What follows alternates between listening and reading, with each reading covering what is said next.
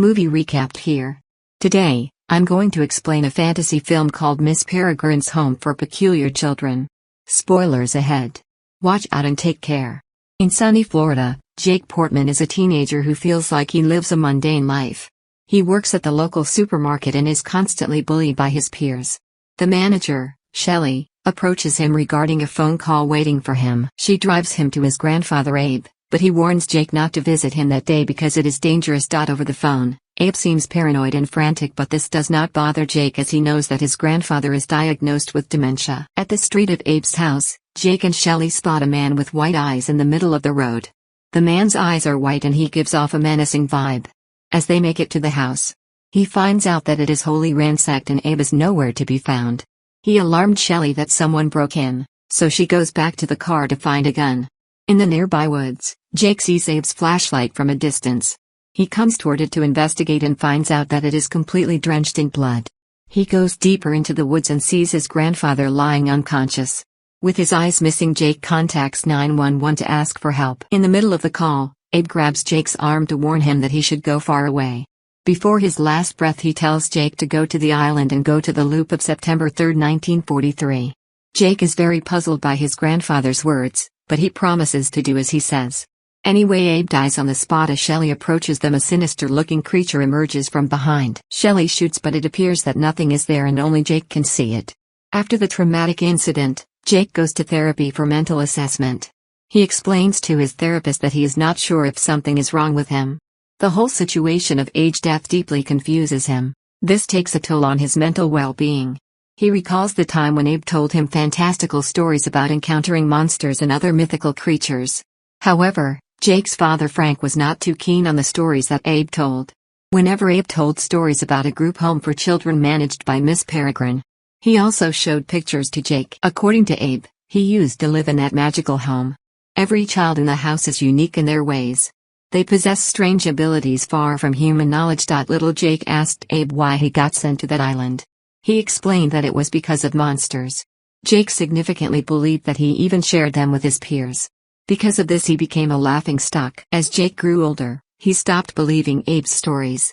His grandfather was deeply saddened by this but understood everyone's doubts. While putting things in boxes, Frank tells Jake that while Abe was a good grandfather, he was not a great husband and father.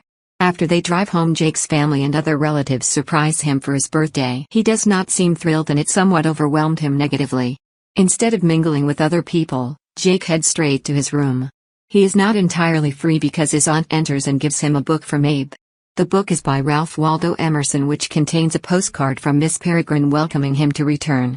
Her home is located in Cairn, an island situated in Wales. His parents consult Dr. Golan about going to the island. She encourages Jake's parents to allow him to go there for him to be able to separate reality from fantasy. Also to properly have closure on Abe's sudden death. On the ferry, Jake and Frank spot a peregrine bird just above them. In Abe's stories, he used to say that Miss Peregrine could turn into a bird. Remembering that, Jake jokingly shouts and introduces himself to the bird as Abe's grandson. They reach the island and a foggy and dull atmosphere welcomes them. Both of them stay at an old pub that also accommodates travelers. Jake looks around the place as the owners arrive. It frightens him. Jake convinces his father to let him go to the home of Miss Peregrine. Both of them approach a group of youngsters to ask if some of them could guide Jake to the side of the island that he wants to see. They agree as Frank hands them some cash. Dylan and Worm, his guides, accompany Jake to the place. They decide to take a shortcut.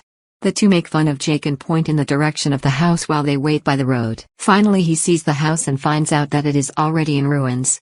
He returns to the pub. A disappointed Augie, a blind man, explains to Jake that the Germans actually bombed the house on September 3, 1943. He continues to say that none of the children survived, including Miss Peregrine. The following day, Jake asked permission from his father if he could go and hang out with the teenagers he met yesterday.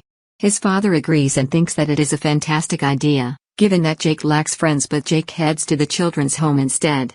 He looks at the pictures covered in dirt and examines the area even more. He sees a staircase and decides to go upstairs. Out of nowhere, he sees a silhouette of a young lady. She calls him Abe. This shocks Jake, making him run downstairs. He starts to notice other children peeking at him. Jake dashes out of the house, but he trips and falls unconscious. He wakes up to find himself being carried by Bronwyn, a little girl with incredible strength. He then meets other children that Abe told him about. Emma, the girl who levitates unless she wears metal shoes. Two masked twins, Olive, the girl who can control fire with her mind. Bronwyn, the one who lifted him and has superhuman strength. And Millard the invisible boy. Jake accuses them of being dead but they deny it. He asks them if he's dead but they also say no. The children got into a cave, where the portal is located. As he exits the cave he runs to the pub where they checked in. However, it is now filled with customers. Manager does not let him go upstairs where his staff are supposed to be. Jake is puzzled by what is happening as customers of the pub threaten him and conspire that he is a spy. Out of nowhere plates and glasses of beer smash the walls of the pub. The peculiar children arrive and intervene to rescue Jake out of there. He quickly realized he is stuck in the 1943 loop for now. He sees warplanes overhead as the pub catches fire because of the Olive. They ride a carriage on the way to the home, and Millard reveals that he is the one who started throwing things at the pub. The three of them explain to Jake that they are stuck on the same day of their loop. When they arrive at the home Jake sees its original facade. Full of life and vibrant, many plants and flowers surround the house. Jake is then brought to meet Miss Peregrine herself. She is a clever and insightful woman who gives too much attention to time. It's because she has the power to control and preserve it. She shares her deepest condolences to Jake as they prepare for some cup of tea. By the garden, Jake meets more peculiar children. Fiona, the girl who can control plants. Claire, the girl with the mouth in the back of her head. Hugh, the boy with bees living in his body. Horace, the boy with prophetic dreams. As they approach Emma, Fiona informs Miss Peregrine that police are knocking at their door because of the pub incident. Jake quickly defends the children by saying that they only want to help him. Miss Peregrine gives them a timid smile and returns to the house. Emma shows Jake her ability but before that he ties a rope around her waist. She unbuckles her metal shoes and starts levitating to put a baby squirrel back in the tree. Jake pulls her down as she wears her shoes again. Emma tells Jake that Abe used to do it for her and called it his job. Obviously she is deeply devastated by Abe's death and still has not moved on. In one of the rooms, Jake meets Enoch, the boy who can bring the dead back to life for a brief time. He is the most intimidating among the children. He shows off this talent using two small skeletal puppets with tiny hearts that fight each other for a short moment. Jake watches as the two puppets have a brawl. Emma helps Jake get ready for dinner by lending him a tie and fixing it for him. In the dining room, Enoch looks annoyed because he is jealous of Jake. Bee starts to emerge into the air because of Hugh, but he wears a hat to prevent it. The children ask Jake what the future looks like, but Miss Peregrine interrupts by saying that they should not talk about the future. They all continue to eat except for Claire, but Jake encourages her to be herself. She smiles and eats the food from behind her neck. Emma walks out after Enoch brings up even how. When he leaves, Miss Peregrine receives a phone call from young Abe. In the living room Horace's dreams are projected. Although it is primarily random. His dreams also predict the future. They see a woman being wheeled away by villainous men. He dreams of Emma and Jake sharing a kiss, which makes Miss Peregrine shut down the projector. They all head outside for the reset. They were struck on September 3, 1943. During the World War II raids. Moments before a bomb would drop on the house and kill everyone. They wear a mask and look at the planes overhead waiting for the bomb. Before it could fall, Miss Peregrine sets the clock back to 24 hours earlier. They cannot live outside the loop, or else their years will catch up to them and they will die. Emma brings Jake back to the cave. He shows her what a phone is and they take a picture together. Meanwhile, the bird then flies into the cave and hits the wall. Emma brings it back to the home to be treated. Jake walks back and sees his father looking for him all around. A farmer calls them over to ask about his sheep who have all died mysteriously. They return to the room and Jake finds a letter that Abe wrote to Miss Peregrine, which warns her about someone named Mr. Barron and tells Miss Avocet, another headmistress of a home peculiars, to create a new loop as soon as possible. Jake and Frank head to the beach and meet an ornithologist who researches rare birds. This discourages Frank from taking photos of birds and he decides to stay in the room to sleep. This gives Jake a chance to sneak out.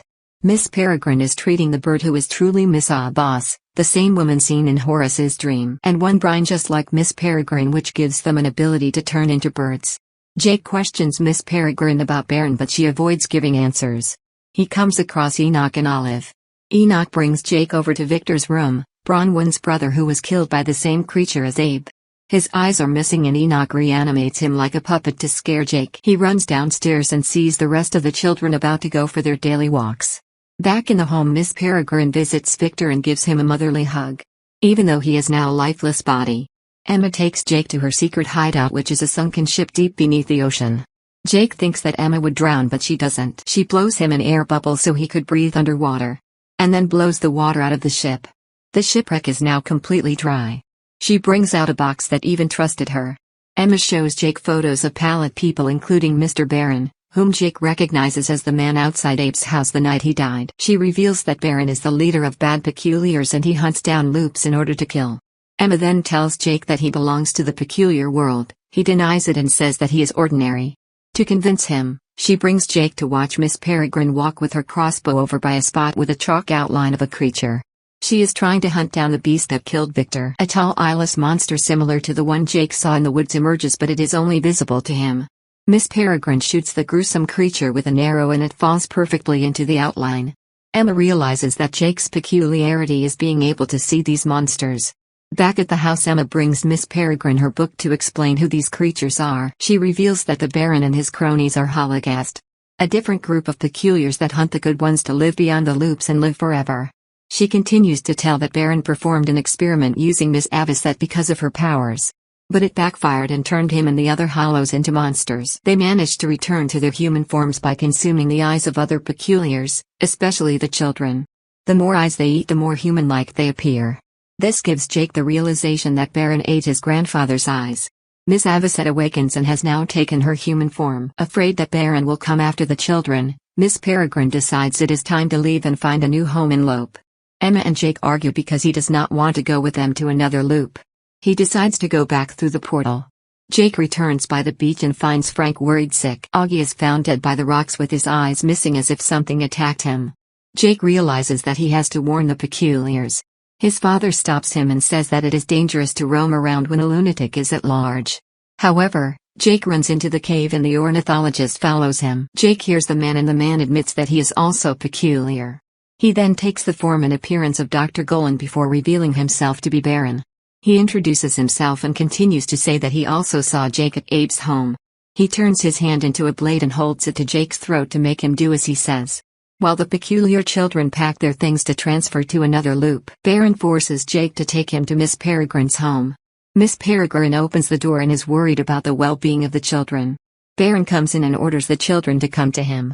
However, the children only listen to Miss Peregrine when she tells them to retreat for their safety.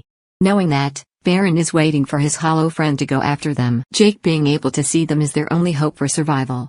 Miss Peregrine sacrifices herself to come with Baron accordingly in exchange for the children's safety. Miss Peregrine bids goodbye to the children dramatically. She asks Jake to promise that he will do everything to look after the children should anything happen to her. He nods and she turns into a bird so that Baron may catch her. Jake and Miss Avocet take the lead and help keep the children hidden in darkness when the Hollows decide to show up. Jake then answers the phone to hear a call from young Abe in 1943. Abe does not know Jake as he has not met him yet. Jake takes the time to say he wished he could have been a better grandson to him. As Miss Avocet instructs the children what to do, she is pulled through a wall by the Hollow. The children shriek in fear. Jake guides the children to safety and fights the Hollow with Miss Peregrine's crossbow. The Hollow enters but it attacks Enoch after he tries to do something about it. Jake struggles to aim correctly.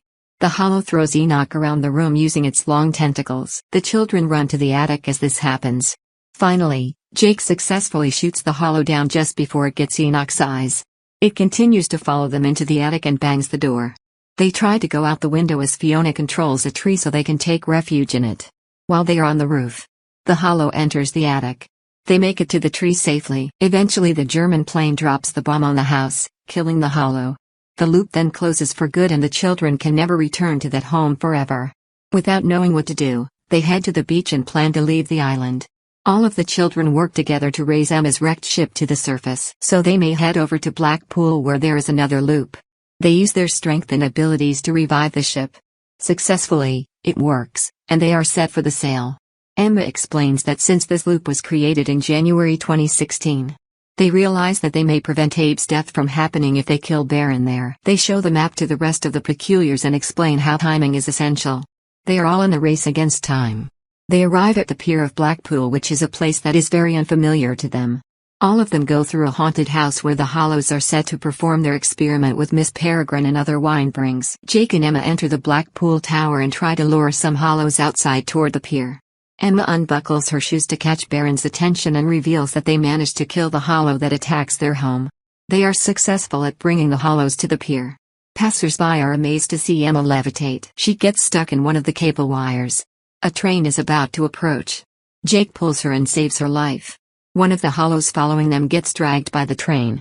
Once the hollows reach the pier, the peculiar children fight back. They throw snowballs and cotton candy at the hollows so they can be seen in broad daylight. Meanwhile, Enoch brings some skeletons to life, which chase the hollows and start slaying and fighting them. This all happens while non-peculiar people can see them. The skeletons successfully bring multiple hollows down in various ways. Bronwyn takes a horse off the merry-go-round and throws it at a hollow, throwing him into the water. People start panicking as they exit the amusement park. All of them head to the Blackpool Tower in hopes of saving Miss Peregrine. The other children fight Baron and his two hollow friends. Emma blows a strong wind toward Baron while Hugh lets bees out to attack the other hollows. The female hollow climbs the bars and starts throwing knives at the children as instructed by Baron. Meanwhile, Enoch attacks but Baron manages to stop him.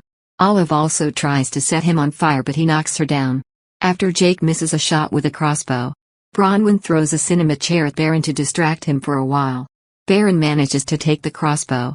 As Horace tries to flash a bright light at him but fails. The male hollow tries to freeze and drown Bronwyn under a pool of water but Fiona stops him by throwing seeds at him. In a moment, it sprouts, finds that wrap around and strangles him.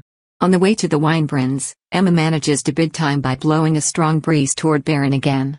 Olive tries to free Bronwyn but the male hollow starts to freeze Olive up, which is her weakness. Enoch manages to bring an elephant puppet to life and uses it to crush the hollow.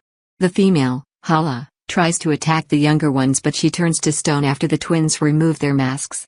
And stare at her. Olive turns frozen and ice cold. Enoch says his apologies for not being able to protect her. When it looks like she's dead, Olive is revived in response to Enoch. Exhausted from giving out too much air, Emma stops, making Baron able to function again. Jake frees the wine and angers Baron. The birds fly freely to find and create other loops to bring the children to safety. Emma and Enoch see Jake, but Baron also takes Jake's form to trick them. Now confused, Jake must prove that he is the real one. Both of them take turns in talking. One hollow appears from behind. Jake is able to prove himself when he spots the last hollow walking behind them. It attacks Baron and eats his eyes. Thinking that it was Jake, they manage to take the hollow down using a crossbow. The children then leave to board the ship to stay within their loop, but Jake knows it means he cannot see them again. One by one the peculiars hug Jake as they bid farewell. Emma tries to console Jake that they will be safe now that Baron is gone. They hug each other and Emma leaves. Jake checks his phone as the pier changes over time and as time loops. Upon returning to Florida, Jake goes by his grandfather's house and realizes that he is still alive. He tells Abe all about his experiences with Miss Peregrine's home and the children. Abe gives Jake his birthday present, the Emerson book. It contains a lot of money for his journey. He persuades Jake to go after the children as he belongs there. Jake runs on the docks to catch up to the children's ship. He finds Emma and explains that he went through different loops in different cities over different years. He went to multiple cities around the world to see her again. She stops and kisses him. As he joins them on their travels, Miss Peregrine flies overhead and stops at a tower. She finally finds the children and flies over to their ship to reunite with them again. Subscribe to watch more videos like this. Turn on notifications, and leave a like to help the channel out. Thanks for watching.